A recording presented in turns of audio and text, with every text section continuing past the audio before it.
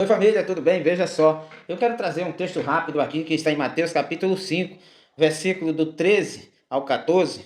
Na realidade é 13, 14, 15 e 16. Mas nós vamos ficar a princípio com 13 e 14. Ele fala sobre como fazer a diferença aonde você está, como fazer a diferença na sua escola, no seu trabalho, na sua vida, dentro da sua casa.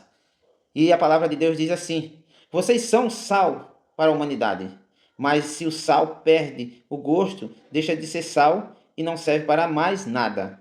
É jogado fora e pisado pelas pessoas que passam. Vocês são a luz para o mundo. Não se pode esconder uma cidade construída sobre um monte. Se você estiver precisando de bíblias, livros e material para sua casa e cozinha de modo geral, aqui abaixo no primeiro comentário vai ter um link que você adquire tudo isso no melhor marketplace do Brasil. Então, como fazer a diferença? O sal, nós todos conhecemos, é um tempero, né? Uma comida sem sal é uma comida sem gosto.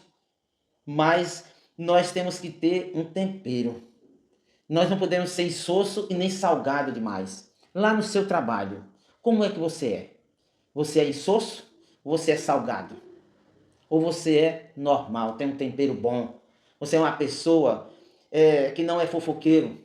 Você é uma pessoa que não fica alegre quando alguém faz alguma coisa que se prejudica? Muito pelo contrário, você se pode dar uma palavra, abençoa aquela pessoa, dizendo: olha, tenha paciência, é assim mesmo. Você já sabe que desse jeito não deu certo, mas você vai fazer de outro jeito.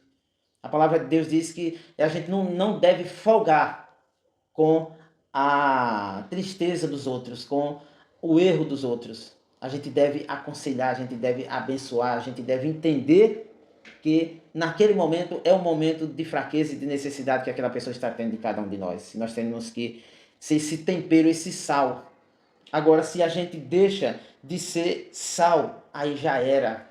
Aí nós não temos mais como. Aí a gente fica insosso ou salgado. Não vamos ajudar as pessoas. Então, se você vive em um ambiente insalubre, né, aquele ambiente difícil, seja temperado. Não seja nem salgado e nem insosso. Se pedir a sua opinião, você fala. Se não pedir, você deixa aquilo quieto. Se alguém fizer um mal feito perto de você, chama aquela pessoa e diga: olha, não faça mais isso. E, como diz a história, desfaça o que você fez. Se você fizer outra vez perto de mim, porque isso me compromete, eu vou ter que levar você para a direção, vamos dizer assim. Aí é a orientação correta. Aquela pessoa só vai fazer de novo se ela quiser se prejudicar. Não construa ou não se constrói, ou ninguém constrói uma cidade, ou não se esconde uma cidade que é construída em cima do morro. Aqui em Sergipe tem uma cidade lá no Agreste, que é a igreja católica, chama-se Riachão do Dantas. Ela é construída na parte mais alta da cidade. E à noite eles ainda botam as luzes amarelas, mas a igreja aparece com predominância, né? Ela é o principal imóvel daquela cidade. Então, quando você constrói a sua vida em cima de um morro, em cima de um monte, você vai ser visto pelas pessoas. E isso é quando você tem uma visão. A Igreja Católica, ela tem essa visão de construir os seus imóveis nos lugares melhores, quase sempre. Então, você tem essa visão de construir alguma coisa em um lugar bom, que não tenha risco de enchente, por exemplo, que não tenha assim um risco de um carro vir desgovernado e entrar naquele local. Você toma essas providências, isso é tudo muito importante para a nossa vida. E quando nós estamos com Deus, Ele nos dá essa sabedoria, esse foco, para que a gente veja isso com antecedência. E a palavra continua aqui no versículo 15, que diz assim: ninguém acende uma lamparina para colocá-la debaixo de um cesto. Pelo contrário, ele coloca no lugar próprio para que ilumine todos que estão na casa. Você é uma lamparina, aquela luminária, aonde você estiver. E a palavra diz que ninguém acende. A luz você não está vendo aqui, mas ela está me iluminando, ela está acima aqui. Então, você não acende uma luz para botar ela debaixo da cama. Você vai botar no lugar próprio, no melhor lugar. Então, você tem que ser essa luz lá no seu trabalho, lá na sua escola, lá na sua casa, principalmente. Você tem que ser essa pessoa que seja vista como uma pessoa passiva, uma pessoa que presta um serviço, uma pessoa amiga, compreensiva.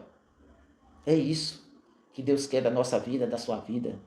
Ele quer que nós sejamos o que? Sal da terra, luz do mundo. Que nós sejamos o tempero do equilíbrio.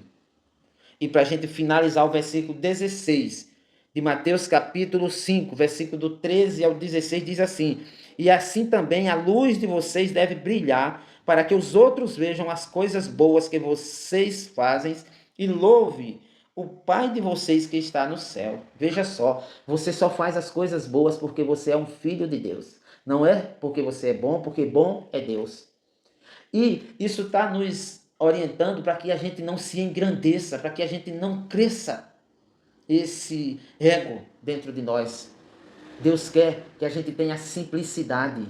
Deus quer que na hora que nós fazemos o melhor por alguém, ou no nosso trabalho, ou lá na nossa escola, ou dentro da nossa casa, as pessoas entendam que aquilo é a glória de Deus na sua vida.